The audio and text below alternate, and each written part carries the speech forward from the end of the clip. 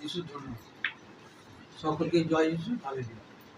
আমার সবকটা খুব ছোটোবেলা থেকে, মানে বলতে গেলে জন্মগত থেকে, ছোটোবেলাতেই একটু জল ঠান্ডা লাগলেই আমার সর্দি প্রচণ্ড সর্দি হতো।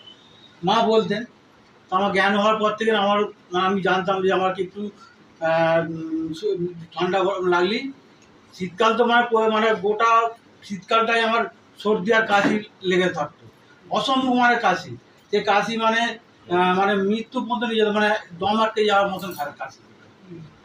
তা এই আগে যে ক্রুসেড হয়েছিল, এবার তো ক্রুসেড আবার এসে গেছে, আগে যে ক্রুসেড হয়েছিল তার কিছুদিন আগে আমি পাঁচটারকে বলি, পাঁচটারকে বলা বলে পাঁচটার আমাকে লিয়ান দিয়েছিলেন, আর ভবিষ্যৎ বানিয়ে দিয়েছিল যে আজ থেকে এই সর্দি তোমার শরীরে আসবে না, আর যদি আসে সে চিরস্থায়ী হবে না।